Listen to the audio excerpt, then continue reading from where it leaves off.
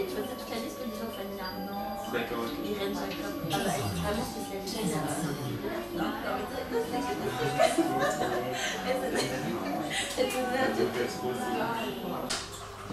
J'attends. Donc Sarah, bonjour. Sarah Rastegar, donc, qui est la réalisatrice de Mes souliers rouges. Attends, je recommence. Sarah, donc bonjour. Bonjour. Tu as réalisé Mes souliers rouges, donc que nous allons projeter le 25 au cinéma Étoile Lila. Pourquoi est-ce que tu as décidé de nous emmener ici d'abord dans ce lieu c'est Joli Môme, dans le 19e. C'est un café à côté de chez moi. Ouais, c'est pratique. C'est pratique. Non, et puis parce que je passe beaucoup de temps dans les cafés en fait. Du coup, c'est un peu comme vous C'est là où tu écris. C'est là où j'écris, je vois des amis. Où je viens, quand j'en ai marre d'écrire chez moi, c'est là où je dessine. Tu filmes tes parents, donc pendant à peu près tout le film, tes parents et tes sœurs. Qui sont tes parents? Pourquoi tu as décidé de les filmer eux?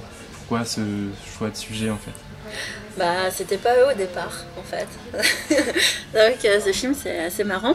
C'est vraiment ça parle vraiment de ma famille en fait. Mais au départ c'était plus un thème qui m'intéressait. Et il y avait beaucoup de personnages que j'avais déjà interviewés avant, qui ont plus ou moins la même histoire, sur lesquels je me basais pour penser le film. Et au fur et à mesure, je me disais, mais quand même, c'est vraiment ton histoire. Donc pourquoi toujours chercher d'autres biais quoi. Donc c'est des gens qui étaient venus d'Iran? C'était des gens qui étaient venus d'Iran, ouais. Mais ça aurait presque pu être d'ailleurs.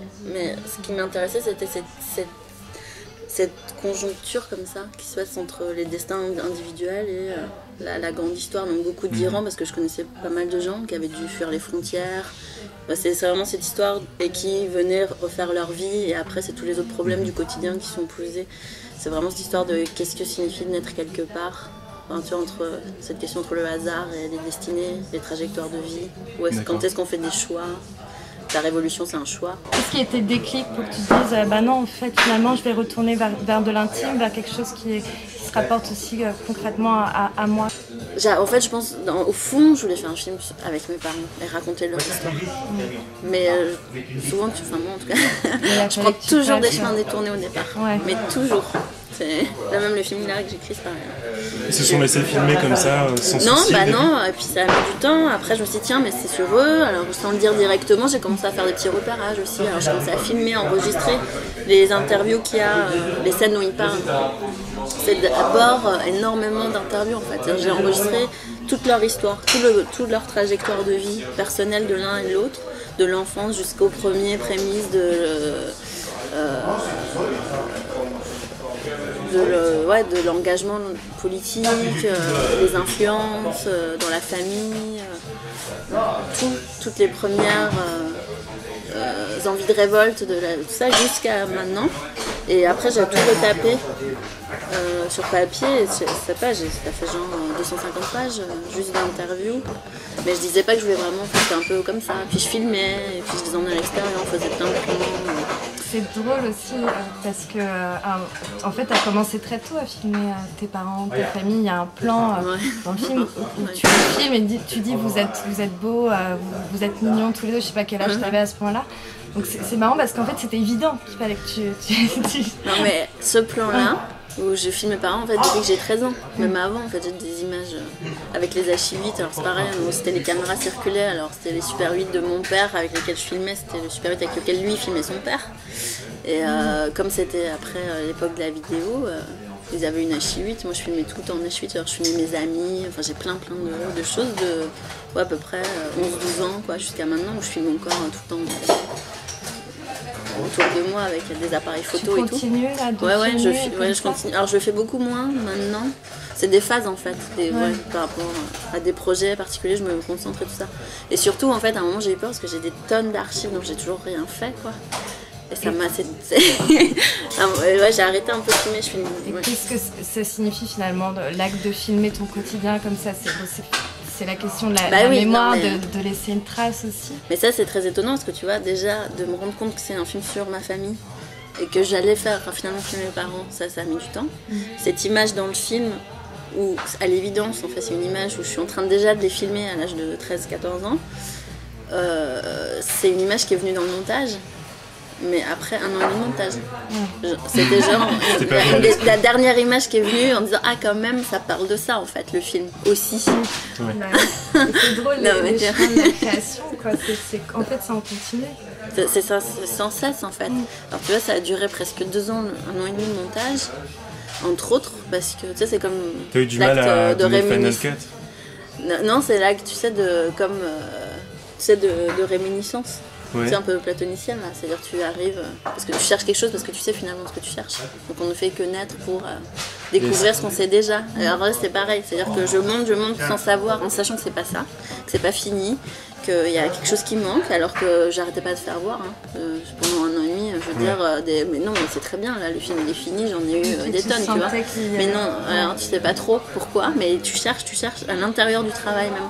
Est-ce que tu as eu l'impression est-ce que tu t'es attaché au film au fur et à mesure ou est-ce qu'au contraire tu te sentais éloigné du film Alors il y a sur cette durée il y a des histoires tout. d'amour et de désamour avec tes rushs. Non mais c'était extrêmement violent quoi. J'ai passé 2 ans vraiment horrible. Ah oui c'était de l'amour évidemment. Enfin tu lâches pas le truc, tu l'abandonneras jamais. Ça fait partie de toi, faut aller jusqu'au bout et tout ça. Et il y a des moments tu remets tout en question et puis d'un coup tu sais même plus pourquoi tu fais ça, à quoi ça rime et puis tu sais plus où tu te situes. D'un coup c'est des choses hyper fortes, fulgurantes et puis de nouveau t'es dans le doute total. Des moments Mais je pense que c'est comme tout, je pense que c'est toujours comme ça. Le travail de création, j'ai l'impression, le processus c'est... Et c'est l'idée de ton prochain film qui t'a fait le lâcher un peu aussi? Bon, le prochain film, je faisais un peu en même temps les repérages et tout ça. Mais ce qui m'a fait lâcher, non, je pense que ce qui m'a fait lâcher, c'est des déclics comme le fait de me réintroduire dans le film, par exemple. Ouais, t'as trouvé l'articulation. Ça a mis vachement de temps, ça. Donc le film fonctionnait. Mais ma place n'était pas claire. Je le savais, moi, qu'elle n'était pas claire. Mais j'étais la dernière qui voulait se le dire, en fait. Donc finalement, je suis arrivée à des choses que je savais tout au début, mais que j'avais mis de côté, et à ce moment-là, quand les choses du début reviennent, et d'un coup s'imposent et sont évidentes, on les accepte, on les comprend, on les intériorise, là c'est que c'est fini. Donc en fait le processus c'est ce temps pour être soit le film, voilà. Finalement tu choisis de parler de cette période de l'histoire aussi en restant dans la maison, dans la maison familiale quoi. Tu fais un choix radical de lieu. De huis clos un peu. Oui, alors ça c'était pareil, c'était une manière en fait je pense de vraiment parler de la grande tragédie des destins comme ça qui traversent des exils, des guerres. Et je voulais vraiment traiter au niveau de l'intime. Pour moi la guerre, moi j'étais en Iran de 0 à 5 ans et c'était en pleine guerre avec l'Irak. Et c'était juste après aussi les mouvements au corps de révolte post-révolutionnaire où mes parents sortaient de prison par exemple, où des amis à eux étaient exécutés, c'était encore tout mélangé à ce moment-là et en même temps mes souvenirs d'enfance sont super joyeux. Et je pense que c'est le cas de beaucoup de gens en fait, c'est-à-dire que l'enfance prend le dessus sur le fait qu'il y a des bombardements dehors et tout ça, parce qu'en fait tout se passe à l'intérieur et que finalement on est nombreux, qu'on se retrouve tous là à s'isoler, à se protéger par exemple des bombardements dans les caves et tout ça, mais c'était vraiment... Et du coup, et les images de la guerre, on filmait pas la guerre, on filmait nos anniversaires dans les maisons, pendant que l'actualité se déroulait en fait dehors quoi, la vie continuait et la vie continue surtout toujours en fait. T'as des souvenirs de ça? C'est ça, non mais moi j'avais des souvenirs très très précis en fait de 0 à 5. Après j'ai grandi sans jamais y retourner en fait. Donc si tu veux l'Iran c'était devenu une espèce de pays imaginé, c'était un peu aussi une sorte de... Et l'image qui te vient tout de suite quand tu penses à ton enfance, c'est quoi? L'image qui vient? Ah, il y en a, il y a beaucoup. L'image qui vient tout de suite, c'est des centrales électriques sur des collines sèches. C'est des collines rocailleuses, sur lesquelles il y a des grandes centrales. Ces structures métalliques immenses avec des... C'est un drôle de premier souvenir. Ah non, ça c'est la première image. Je pense que ça évoquait pour moi quelque chose, je sais pas. Cette question d'identité, qu'est-ce qu'elle signifie pour toi? Alors c'était beaucoup de choses en fait. Par exemple, moi j'ai fait mes 2 premiers films en Iran un peu comme ça. Ça veut dire finalement par accident ou nécessité, enfin, toujours l'un et l'autre un peu. Mais, et celui-là, c'est le premier qui a été tourné finalement en France déjà. Donc, et c'est quand même, ça part de l'Iran et pour le coup vraiment mon histoire familiale. Enfin, en tout cas, ça suit histoire familiale. Et je me rendais compte en le faisant. Ça, je me rendais compte en le faisant. C'était une manière de tourner une page en fait, de quelque chose. Là, tu as l'impression d'avoir. Tu parles de tourner une page. Ouais, je pense, ouais. C'est des choses intérieures en fait. C'est-à-dire que je pense aussi qu'il y a quelque chose qui est en parallèle du travail. Il y a le film en lui-même et il y a ce qu'on traverse quand on fait le film. Donc les films changent en fonction de nous, comment on change, et les films nous changent en fait.